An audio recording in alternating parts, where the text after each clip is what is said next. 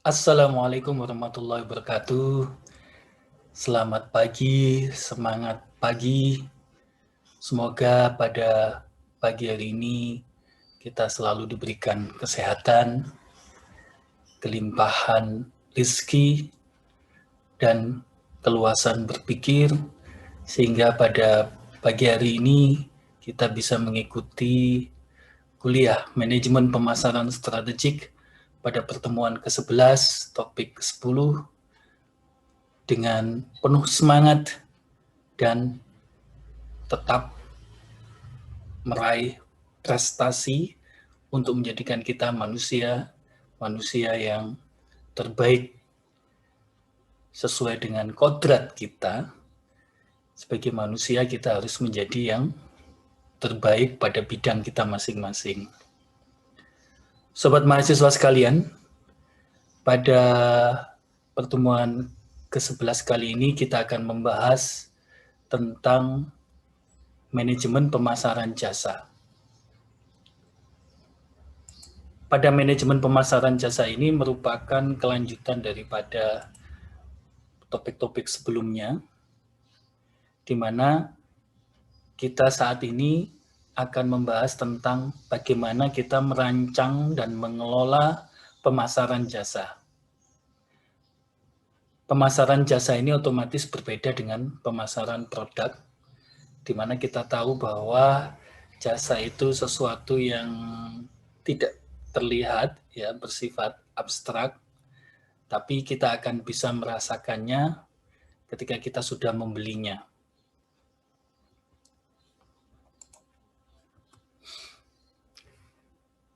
Jadi, di awal ini saya akan menjelaskan tentang apa sih sebetulnya definisi jasa supaya kita ada kesamaan persepsi, sehingga kita nanti tidak salah di dalam merancang pengelolaan pemasaran jasa. Jadi, jasa itu adalah semua tindakan ataupun kinerja yang ditawarkan oleh satu pihak kepada pihak yang lainnya, di mana pada intinya dia tidak berwujud dan tidak menghasilkan kepemilikan apapun. Jadi bentuknya abstrak dan biasanya yang kita tawarkan adalah nilai manfaat. Dan jasa itu diproduksi bisa saja dikaitkan dengan suatu produk fisik, tapi bisa juga tidak terkait dengan produk fisik. Nah, mengingat karakteristik daripada jasa itu berbeda dengan produk, maka pemasarannya juga berbeda. Pemasaran jasa itu lebih bersifat intangible dan imaterial. Karena produknya tidak kelihatan, ya, dan cenderung tidak bisa diraba, dan biasanya ketika kita memproduksi jasa, itu bersamaan dengan diberikannya, dihantarkannya jasa itu kepada konsumen.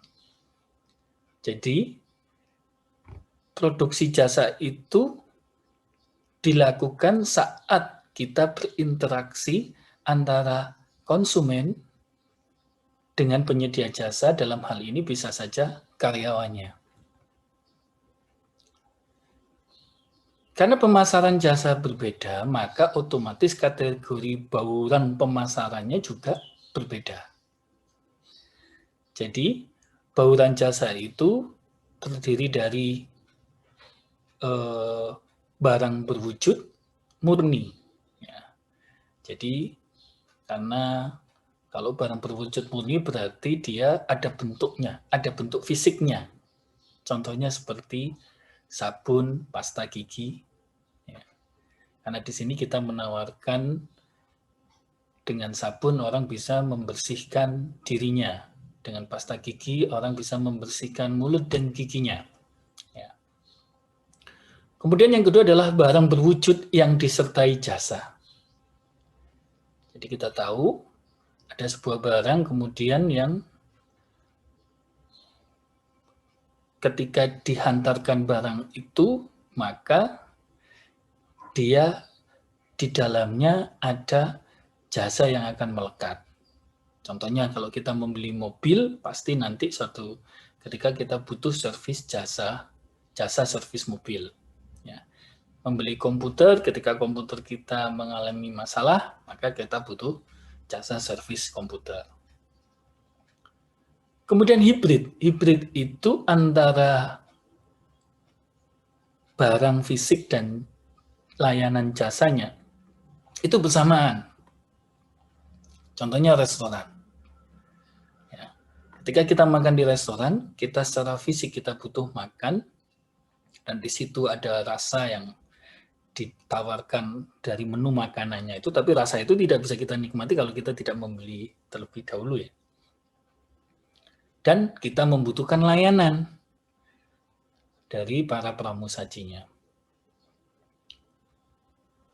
Kemudian ada jasa utama yang disertai barang dan jasa kecil. Contohnya transportasi. Ya. Kita transportasi itu, kita membutuhkan angkutan publiknya, tapi kita juga di dalamnya ada butuh pelayanan. Entah itu dari kalau di bis ya kondektur ya. Kereta api juga ada kondekturnya ya.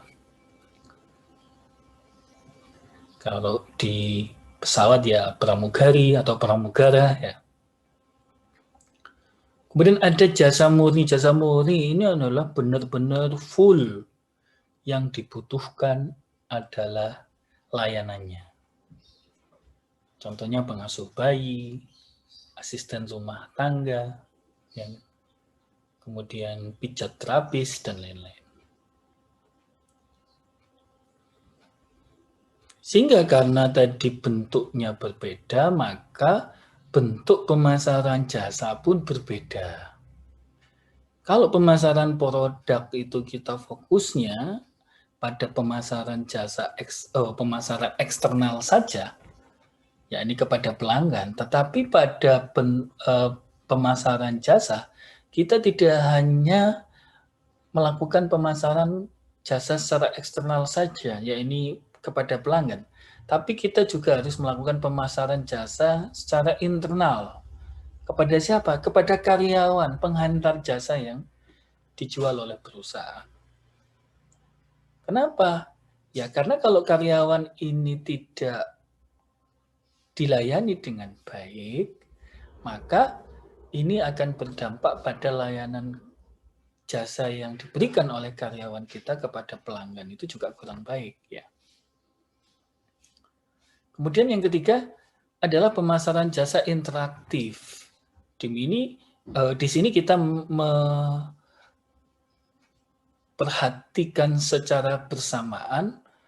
Jadi kita pasarkan jasa tersebut secara bersamaan kepada karyawan dan pelanggan.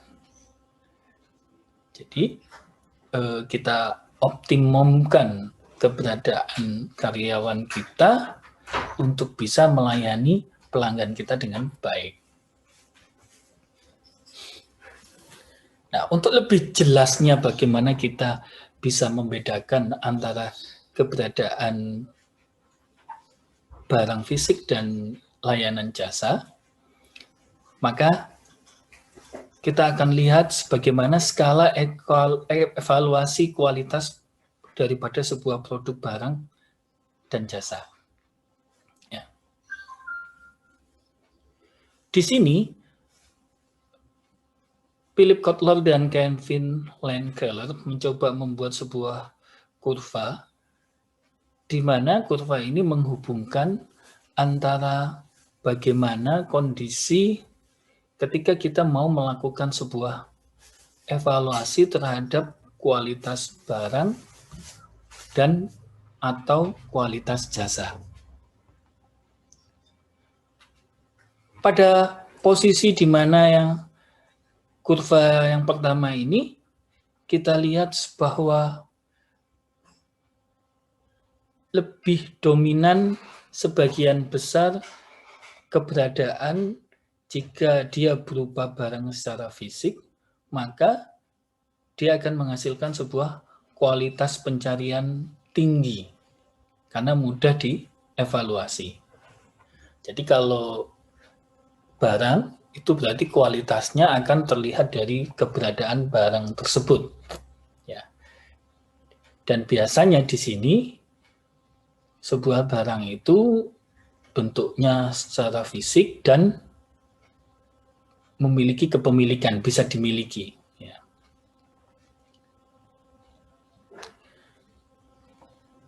Dan di sini pembeli itu karena barang itu bisa dilihat secara fisik, kemudian karakteristiknya juga jelas, maka biasanya sebelum dibeli pun pembeli sudah bisa menilai seberapa besar kualitas daripada barang tersebut.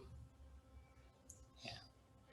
Jadi contohnya di sini produk fashion. Produk fashion itu bisa baju, ya kan? Kemudian jam tangan, perhiasan, dan lain-lain. Ya. Kemudian produk properti, ya rumah, apartemen, villa, dan lain-lain. Produk mobil. Ya. Jadi ini bisa dinilai kualitasnya sebelum barang itu dibeli.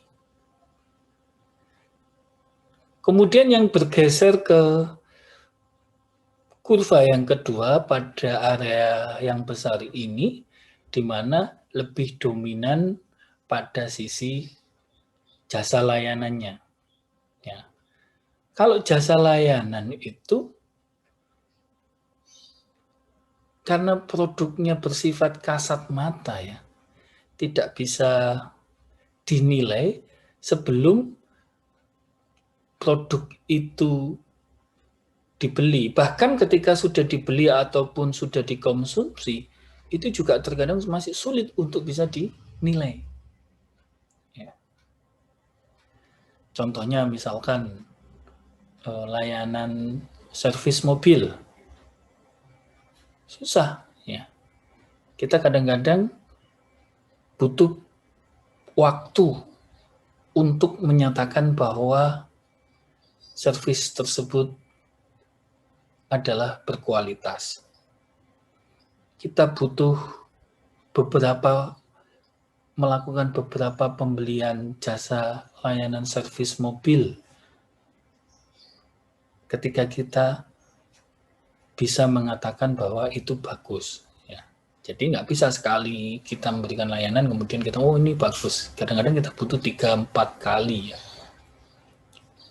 Kemudian juga pendidikan. Ya.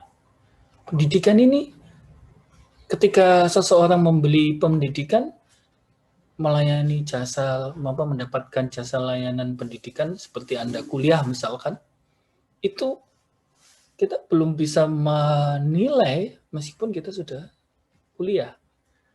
Kadang-kadang kita bisa menilainya, pengalaman dari para alumni saya itu, ketika dia sudah bekerja di perusahaan, kemudian apa yang selama ini dipelajari di bangku kuliah itu kemudian dirasakan manfaatnya, baru kemudian mengatakan, oh berarti jasa layanan pendidikan tersebut berkualitas. Ya. Medis juga begitu.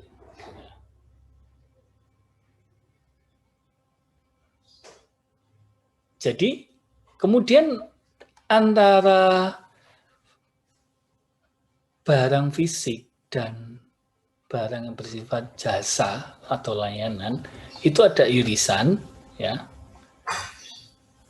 Di sini berarti irisan ini berarti keberadaan antara barang dan jasa ini berimbang, dibutuhkan secara berimbang. Jadi di sini seorang konsumen itu akan bisa menilai kualitas daripada barang yang dimana keberadaan barang fisik dan jasa layanannya berimbang, itu ketika dia sudah memiliki sebuah pengalaman. Ya. Dan biasanya di sini cara menjualnya itu dengan cara testimoni. Pengalaman dari si A, si B, si C, si D, kemudian word of mouth ya. Nah, produk yang ada di sini contohnya apa? Contohnya restoran. Biasanya kalau restoran enak, kemudian Instagramable, akhirnya word of mouth-nya jadi bagus. Kemudian restorannya juga pintar melakukan yang namanya sistem informasi pemasaran terpadu, maka dia jadi viral dan kemudian mendatangkan orang lain untuk mencoba menikmatinya. Demikian juga di produk-produk taman wisata atau wisata.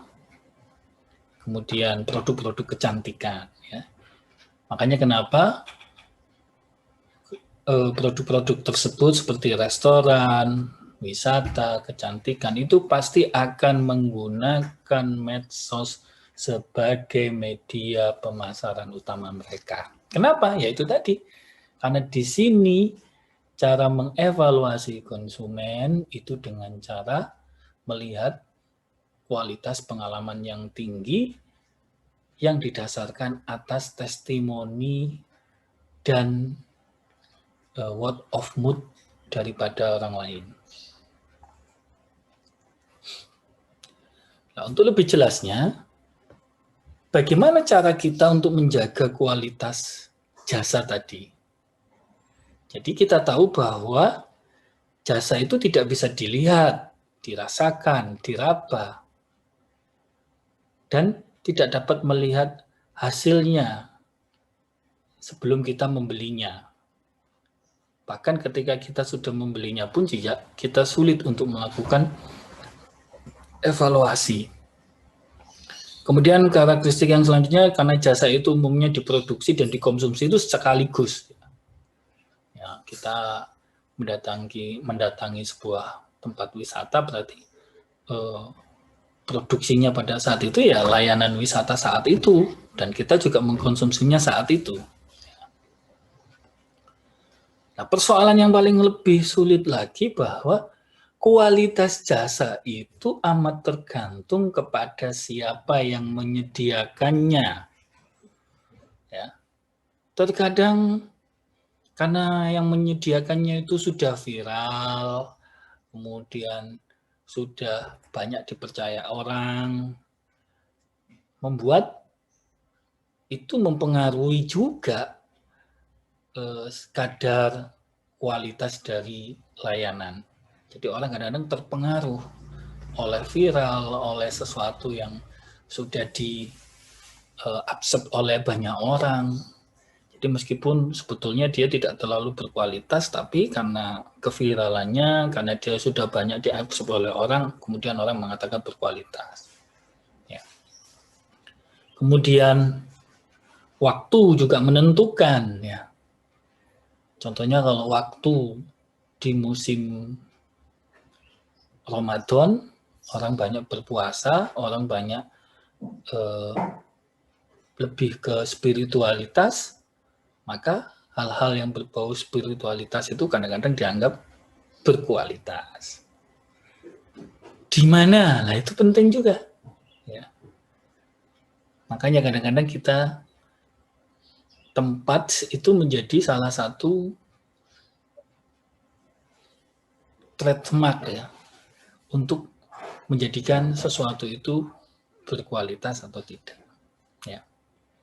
Jadi kalau kita misalkan membuka sebuah resto di tempat wisata, itu juga akan menjadikan lingkungan tempat wisata itu menjadi salah satu aspek penilaian bahwa produk kita berkualitas, produk layanan jasa berkualitas. Lah yang paling susah itu kepada siapa? Jadi produk layanan jasa itu kualitasnya masing-masing orang itu terkadang berbeda persepsi kualitasnya. Itu tergantung. Jadi susah memang produk jasa itu karena butuh yang namanya personal touch ya. Karena setiap orang butuh layanan personal biasanya. Sehingga bagaimana cara kita menjaga kualitas jasa tersebut? Maka ada beberapa tips di sini. Yang pertama adalah kita berinvestasi dalam prosedur ketenagakerjaan dan pelatihan kerja yang baik. Mengingat yang menghantarkan jasa itu adalah karyawan, maka kita harus memiliki sebuah prosedur menjaga kualitas karyawan kita tadi, kualitas layanan jasa karyawan kita tadi itu dengan baik. Maka dari itu, pemasaran jasa itu juga harus dipasarkan kepada karyawan kita. Jadi karyawan perusahaan jasa itu dia harus benar-benar paham dan menjiwai apa yang harus dia lakukan. Karena dengan cara dia melayani secara khas, maka dia akan sukses. Jadi saya pernah menanyakan kepada salah satu pimpinan pemilik sebuah jasa wisata yang cukup sukses. Saya tanyakan apa kata kunci suksesnya dia. Dia kemudian menjawab, kata sukses kunci saya,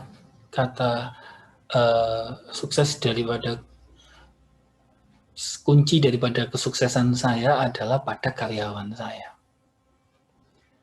Menurut dia bahwa dia tidak, karena dia merupakan sebuah jasa wisata, yang dia jual adalah kebahagiaan, maka bagaimana mungkin saya bisa mendeliver kebahagiaan di tempat wisata saya jika karyawan saya tidak bahagia? Maka dari itu, dia selalu melakukan prosedur ketat sebelum seorang karyawan itu bekerja di tempat wisatanya dia. Dia akan melakukan screening apakah karyawannya dia pada hari ini bahagia. Kalau bahagia, dia boleh bekerja. Tapi kalau tidak bahagia, maka dia disuruh istirahat sampai dia menempatkan kejiwaannya, dirinya dalam posisi bahagia. Jadi nggak mudah. Karena dia yakin ketika karyawannya itu bahagia, maka dia bisa mendeliver kebahagiaan di tempat wisatanya dia. Karena yang saya jual ini sebuah kebahagiaan. Jadi itu makanya berinvestasi di dalam prosedur ketenagakerjaan dan pelatihan kerja yang baik itu penting. Ya. Kemudian yang kedua adalah menstandarisasi proses kinerja jasa di seluruh organisasi. Jadi salah satu contoh tadi. Jadi karena menjual kebahagiaan, maka standarnya adalah karyawan bekerja harus bahagia. Untuk karyawan itu bisa bahagia, maka secara motivasi fisiologikalnya, motivasi basic karyawan tersebut harus terpenuhi. Nah, ketika dia menetapkan dengan komposisi gaji tertentu, kemudian dia melakukan rekrutmen karyawan, dia juga harus bisa menghitung apakah dengan gaji tersebut kebutuhan psikologikal karyawan tersebut, kebutuhan basic need, kebutuhan basic daripada karyawan tersebut, sandang, pangan, papan, yang kebutuhan basic itu terpenuhi dengan gaji itu. Yang direkrut adalah karyawan-karyawan dengan tingkat gaji seperti itu.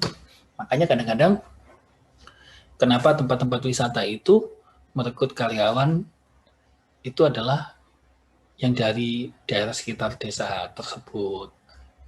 Karena dengan harapan, dengan tingkat upah yang diberikan, itu bisa memberikan dia kepuasan dan kebahagiaan.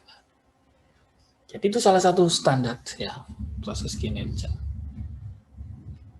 Kemudian pada standar yang lain, misalkan karyawan sebelum memulai bekerja, dia harus mengucapkan salam, tersenyum, body language-nya juga harus menunjukkan kebahagiaan. Nah itu distandarisir semuanya dan jadikan blueprint, ya kan?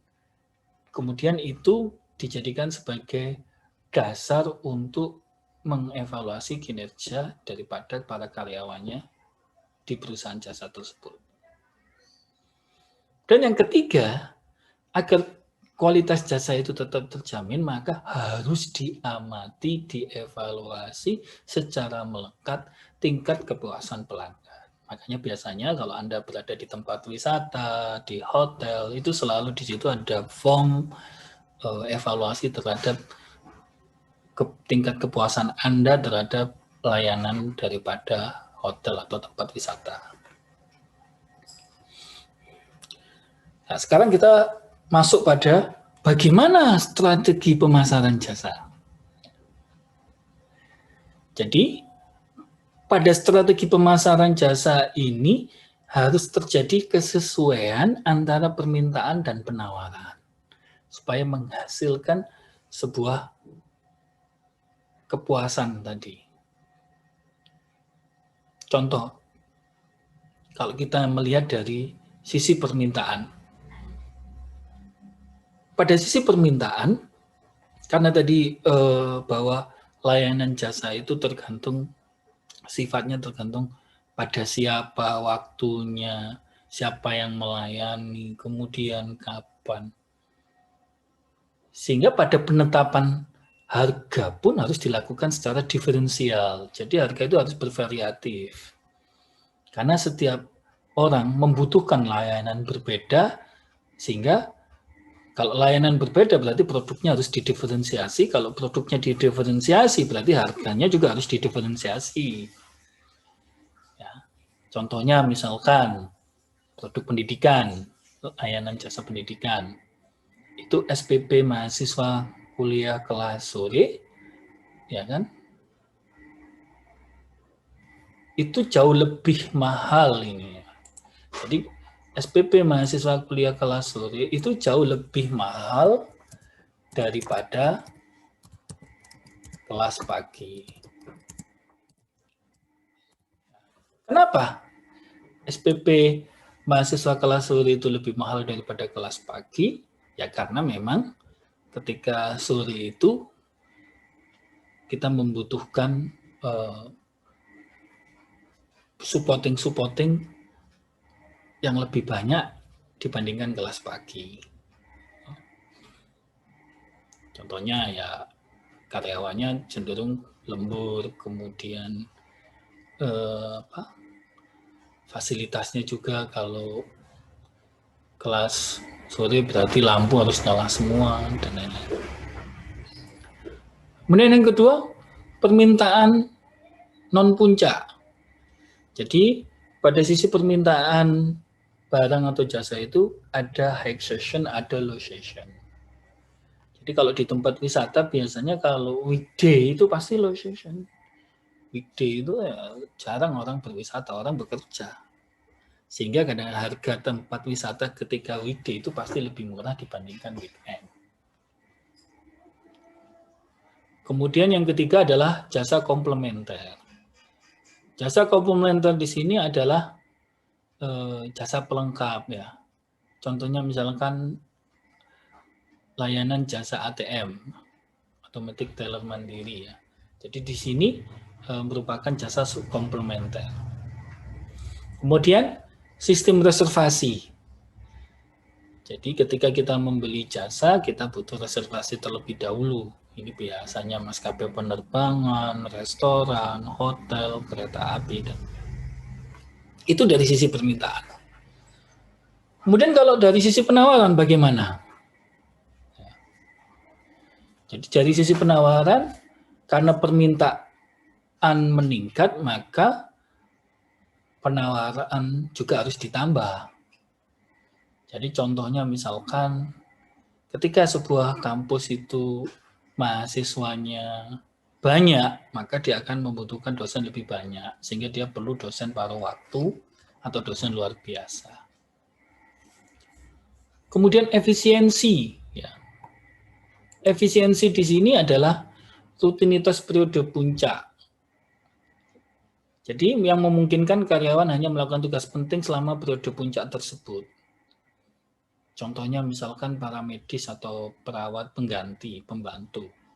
Jadi ketika contohnya musim pandemi COVID seperti ini, pasti mereka banyak dibutuhkan untuk membantu dokter. Karena dokter sangat terbatas. Kemudian peningkatan partisipasi konsumen. Jadi di sini untuk supaya menghindari ketidakpuasan daripada layanan, terkadang perusahaan penyedia jasa itu melibatkan konsumen untuk melakukan self-service. Ya. Jadi di sini contohnya restoran, dia mempersilahkan konsumennya untuk mengambil makanan dan minuman sendiri. Kemudian pom bensin sekarang sudah banyak mempersilahkan pom bensin untuk melakukan pengisian bensin sendiri dan lain-lain. Kemudian yang keempat, berbagi jasa dapat meningkatkan penawaran. Jadi misalkan satu sekolah tertentu untuk bisa mendapatkan harga lebih murah, maka dia mengajak sekolah lain bergabung untuk membeli buku LKS atau sebuah peralatan komputer. Kemudian karena yang kelima adalah karena fasilitasi untuk ekspansi. Jadi kita butuh fasilitas untuk ekspansi masa depan. Misalnya properti, bikin perumahan, ya kan? Karena ini dipandang akan banyak peminatnya, maka tanah-tanah di sekitar itu dibeli untuk pengembangan di masa mendatang.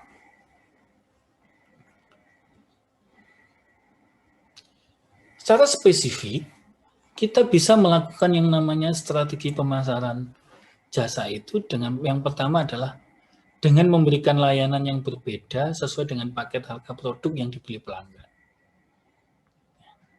Jadi kadang-kadang karena itu tadi bahwa kualitas layanan itu tergantung kepada siapa. Ya. Kalau misalnya konsumen itu peka terhadap harga, maka kualitas layanan yang akan dipandang berkualitas oleh dia itu adalah yang secara persepsi harga itu dipersepsi murah oleh dia. Makanya kadang-kadang di restoran itu ada paket hemat dan lain-lain. Ya. Itu sebenarnya secara psikologis saja. Dan itu juga untuk menghindari perusahaan jasa atau penyedia jasa itu memberikan layanan yang salah. Jadi layanan salah itu tidak selalu tidak selalu layanan kita lebih baik ya. Kadang-kadang kalau layanan kita lebih baik, kemudian biaya yang dibutuhkan untuk layanan itu tinggi banget, ya itu bisa bangkrut perusahaan. Itu kadang-kadang jangan salah di situ. Makanya di sini antara permintaan dan penawaran itu pas gitu. Jadi dalam pemasaran jasa itu kita harus memberikan sebuah layanan sesuai dengan apa yang diinginkan dan harga itu disesuaikan. Jadi kalau misalnya kalau konsumen menghendaki layanan yang lebih, maka silahkan memilih harga yang lebih juga. Jadi ada diferensiasi harga yang terkait dengan layanan tadi. Kemudian pemberdayaan pelanggan. Ya. Jadi contohnya YouTube ya. Dalam YouTube itu dia memberdayakan pelanggannya itu menjadi mitra kerjanya dia untuk mengembangkan konten-konten di YouTube. Nah, sekaligus di situ kemudian YouTube menawarkan produk-produknya, jasa-jasa layanannya kepada pelanggan untuk bisa mengembangkan channel YouTube-nya. Kemudian yang ketiga, menetapkan standar tinggi. Jadi ini memang kalau ingin tetap kita itu diminati dan pesaing sulit mengikuti kita, jadi tetapkan saja standar tinggi. Ya. Sehingga nanti kita akan menjadi sebuah layanan jasa dengan standar kualitas yang tinggi yang tidak dimiliki oleh pesaing. Contohnya banyak ya. Citibank dulu itu, kemudian hotel-hotel bintang 5++ ya. Jadi susah, tapi dia akan mendapatkan positioning tersendiri ya. Dan itu menjadikan dia tetap bisa menjadi yang terbaik di bidangnya. Kemudian memasukkan unsur self-service teknologi. Jadi, karena kita tahu bahwa kebanyakan kesalahan, ketidakpuasan terhadap layanan jasa itu karena faktor orang ini bisa dari karyawan, tapi juga bisa dari pelanggan itu sendiri. Maka kemudian banyak perusahaan penyedia jasa itu memanfaatkan teknologi untuk dijadikan sebagai salah satu aspek layanannya dan meredus peran karyawan. Supaya kalau salah ya pelanggan itu merasakan itu bukan kesalahan penyedia jasa, tapi kesalahannya dia. Nah, contohnya ya itu tadi, di restoran, self-service, kemudian di SPBU, mesin parkir, dan lain-lain. Kemudian yang kelima adalah mengawasi sistem perusahaan dengan mengaudit kinerja pelayanan perusahaan. Baik itu diaudit di dalam perusahaan layanan kita sendiri maupun kita juga mengevaluasi keberadaan pesaing. Jadi kita bandingkan terus. Layanan kita pokoknya harus selalu lebih baik daripada pesaing. Kemudian yang keenam adalah strategi pemasaran jasa. Keenam adalah kalau di bidang jasa jangan sampai keluhan pelanggan itu tidak terlayani. Jadi wajib bagi perusahaan jasa ketika ada keluhan pelanggan maka itu harus dituntaskan. Sampai pelanggan itu merasa puas dan kemudian dia meredus keluhannya.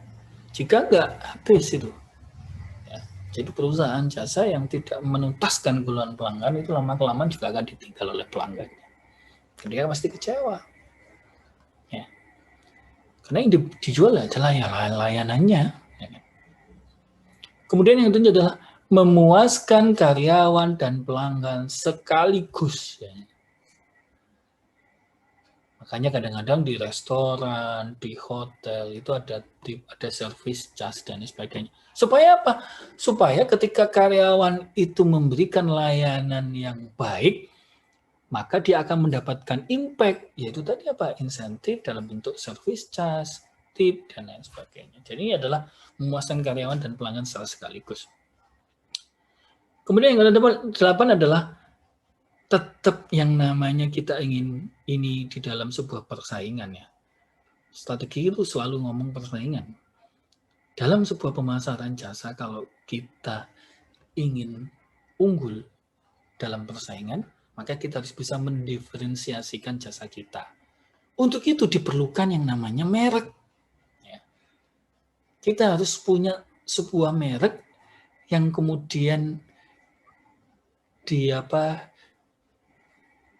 diatributkan, kalau dalam produk diatributkan, tapi kalau di dalam jasa dinilaikan dengan sebuah tingkat layanan tertentu melalui orang dan proses daripada layanan jasa tersebut yang kemudian itu melekat di merek sehingga itu membuat kita berbeda dengan pesaing.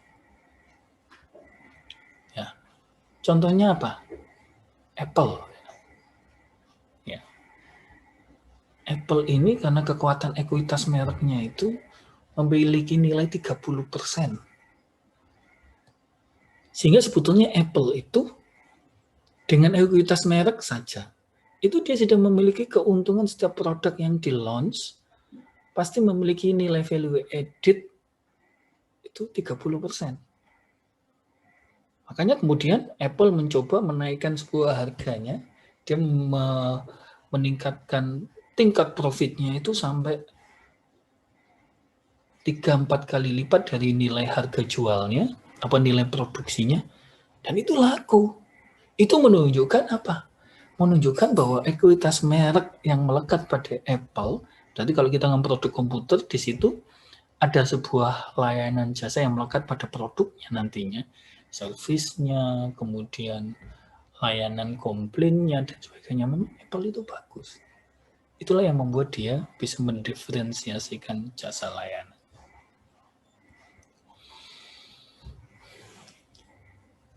Nah, kita sampai pada slide terakhir di mana sebuah pemasaran jasa itu, strategi pemasaran jasa itu pasti terkait dengan bauran pemasaran jasa. Nah, bagaimana bauran pemasaran jasa itu. Kotler sendiri mengatakan bahwa pendekatan bauran pemasaran yang 4P, yaitu produk, price, kemudian place, dan promotion. Jadi produk, harga, distribusi, dan promosi, itu jika diterapkan pada barang itu memang cenderung sering berhasil. Ya. Tapi ketika itu nanti diterapkan di jasa, maka perlu berbagai elemen tambahan, ya, khususnya perhatian pada distribusi.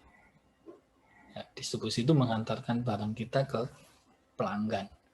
Jasa kan memang kata kuncinya di situ. Sehingga kemudian mengadop apa yang dikatakan oleh Boom dan Bittner bahwa untuk pelayanan jasa itu perlu ditambahkan dari 4P tadi, ditambahkan people, kemudian bukti fisik atau physical evidence, dan proses. Sehingga pada bauran pemasaran jasa ada 7P, yakni apa? Produk, kemudian harga, distribusi, promosi, people, bukti fisik, dan proses. Nah, sebagaimana yang disampaikan tadi bahwa kualitas jasa itu juga tergantung daripada kepada siapa. Ya, berarti kan bauran pemasaran jasa ini harus dideliver dengan tepat kepada siapa. Sehingga nanti menempatkan produk jasanya, jadi bentuk jasanya, kemudian harganya, kemudian delivernya atau distribusinya atau tempatnya, kemudian promosinya, people-nya, bukti fisik, dan proses, itu harus benar-benar sesuai dengan ciri-ciri daripada pembeli. Jadi kita harus paham siapa yang menjadi segmentasi dan targeting kita secara kebudayaan, sosial, individu, dan psikologi. Ya, salah satu contoh, misalkan kalau segmen kita adalah teenager atau keluarga, maka strategi promosi yang paling efektif itu adalah melalui medsos.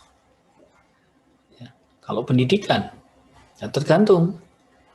Di pendidikan itu, kalau misalkan segmentasi kita khusus, ya cara efektif ya word of mouth. Tapi kalau segmentasi kita itu adalah pada umumnya yaitu teenager, maka juga medsos akan menjadi kata kunci. Seperti Universitas Narotama itu pernah disurvei bahwa rata-rata mereka itu memilih Universitas Narotama, mengetahui dan memilih Universitas Narotama karena faktor website. Jadi website berarti media teknologi, ya.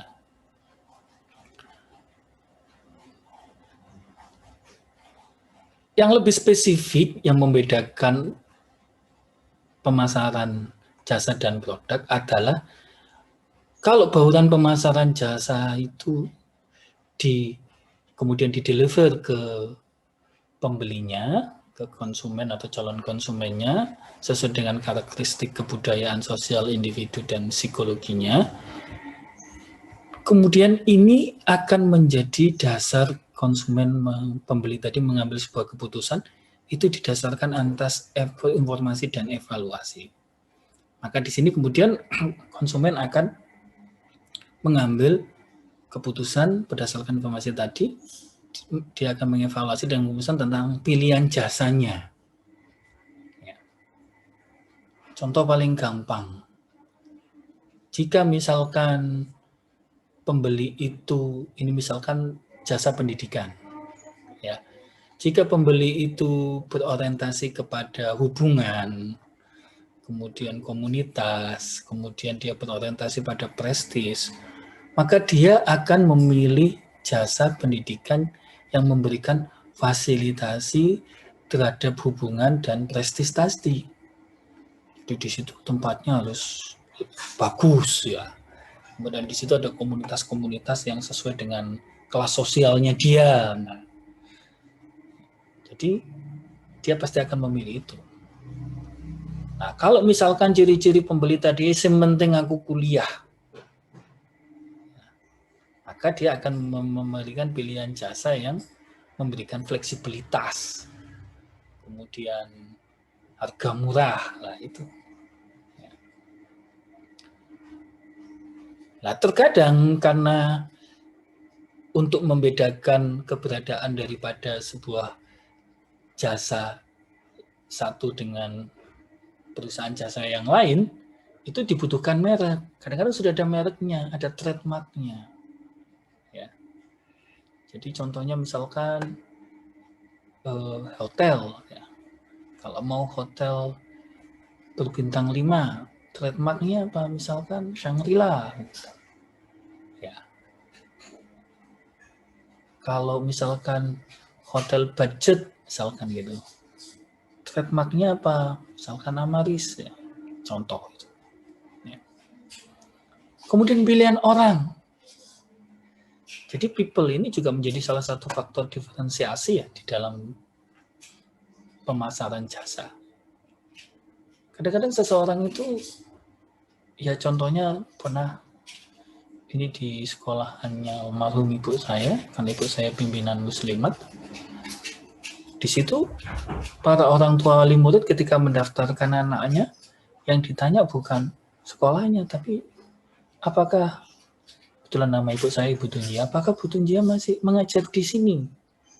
Nah, kalau masih mengajar di sini, saya daftarkan anak saya. Kalau enggak, ya mohon maaf. Karena saya mendaftarkan anak saya ini karena Bu Tunjia. Itu karena pilihan orang. Ya. Di industri penerbangan juga seperti itu. Di Singapore Airlines itu, pramugarinya, salah satu pramugarinya itu menjadi salah satu ikonik daripada perusahaan penerbangan tersebut. Itu kenapa? Karena dia menjadi salah satu pilihan orang. Di perbankan itu juga begitu. Ini ada sebuah cerita menarik itu. Ada salah satu bank swasta terbesar, ya kan, di daerah Jawa Timur. Saya tidak boleh sebutkan karena ini menyangkut kredibilitas ya, menyangkut property rights daripada bank dan orang tersebut. Jadi saya hanya cerita karena kebetulan pimpinan dan anak buahnya ini mahasiswa saya. Nah, suatu ketika saya ngobrol dengan pimpinan bank tersebut, apa yang menjadi keunikan daripada layanan bank ini, sehingga bank ini menjadi terbaik di kota ini. Dia menjawab, kemudian itu karena ada, anggap saja nama salah satu tellernya di bank itu, anggap saja namanya Ani. Itu karena Ani. Duh, kok bisa?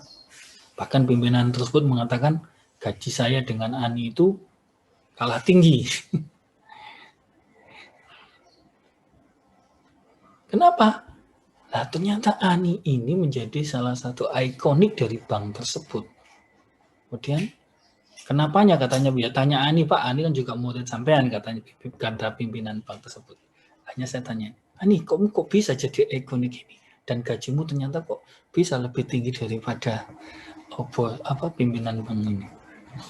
Dia bercerita bahwa ketika dia melayani di teller itu dia dengan penuh istilahnya melayani dengan hati ya. Jadi siapapun dengan kondisi apapun, model apapun itu pasti dia layani dengan baik. Satu ketika ada seorang keturunan Tionghoa yang modelnya mungkin kayak bukan orang kaya ya, pakai celana pendek, kemudian bajunya juga kelihatan kusut, dilayani, kemudian rewel. Banyak teller yang kemudian menghindar dan tidak mau melayani. Akhirnya saya, karena prinsip saya bekerja dengan hati, siapapun saya layani, hanya kemudian si Ani melayani orang tersebut. Dan di luar dugaan, ternyata orang ini memiliki aset triliunan. Ya. Karena merasa terpuaskan, merasa dihargai, orang ini kagum dengan sosok Ani, sebagai teller itu, dan dia percaya, akhirnya kemudian orang ini menempatkan uangnya di bank tersebut. Dengan satu syarat, uang ini bukan mengikuti bank, tapi mengikuti Ani. Nah, itu didengar oleh bank-bank yang lain, akhirnya Ani banyak ditawari untuk pindah di bank yang lain tersebut. Bank ini ketakutan Ani pindah, makanya kemudian Ani digaji lebih tinggi dari pimpinannya supaya tidak bergerak, tidak pindah ke bank lain. Itu contoh layanan jasa itu amat-amat personal ya. Jadi itu susah kita menentukan kualitas pemasaran jasa itu, maka dari itu apapun harus dilakukan. Jadi yang menjadi ciri khas tadi, kenapa itu sukses? Ya karena karyawannya melayani dengan hati. Pilihan waktu juga, pilihan tempat juga. Jadi pada bauran pemasaran jasa di sini, kita harus bisa menempatkan keberadaan jasa kita, harga kita, tempat kita, promosi kita, kemudian orang-orang yang bekerja di dalam perusahaan jasa kita, kemudian bukti fisik yang dijadikan sebagai salah satu deliver untuk pelayanan jasa kita, kemudian proses yang dilakukan oleh perusahaan jasa itu harus benar-benar pas sesuai dengan apa yang diinginkan oleh konsumen, baik dari sisi karakteristik konsumen secara budaya, sosial, individu, psikologis. Dan kita harus membangun informasi yang tepat melalui media-media yang tepat. Tadi di sini adalah komunikasi pemasaran terpadunya harus bagus ya. Supaya apa? Supaya nanti ketika konsumen melakukan pengambilan pencarian informasi dan evaluasi untuk pengambilan keputusannya, maka dia bisa memilih perusahaan jasa kita. Karena di sini konsumen akan memilih jasa mana yang akan dia pakai, merek apa, kemudian siapa saja orang-orang yang dia inginkan untuk melayaninya, prosesnya, standarisasi prosesnya yang diinginkan, waktunya, dan tempat atau distribusinya. Jadi maka dari itu, perusahaan layanan jasa biasanya tidak hanya sekedar menggunakan medsos, e-commerce, tapi juga menggunakan banyak media distribusi yang berbasis online supaya memudahkan konsumen atau calon konsumen untuk melakukan pembelian jasanya. Jadi ini yang bisa saya sampaikan pada topik pemasaran strategik, pada topik pemasaran jasa. Jadi merancang dan mengelola pemasaran jasa. Tugas mahasiswa adalah pada pertemuan ke-11 ini, rancanglah dan buatlah pemasaran jasa dari sebuah perusahaan jasa. Bisa perhotelan, bisa tempat wisata, atau bisa pendidikan. Lebih spesifik, kalau Anda mau menganalisis bagaimana Anda kuliah di Universitas Narotama ini, bagaimana harusnya Universitas Narotama ini melakukan perancangan dan pengelolaan pemasaran jasanya supaya itu bisa berdampak pada peningkatan jumlah mahasiswa Universitas Narotama. Cukup di sini yang bisa saya sampaikan. Semangat pagi, tetap berprestasi. Wassalamualaikum warahmatullahi wabarakatuh.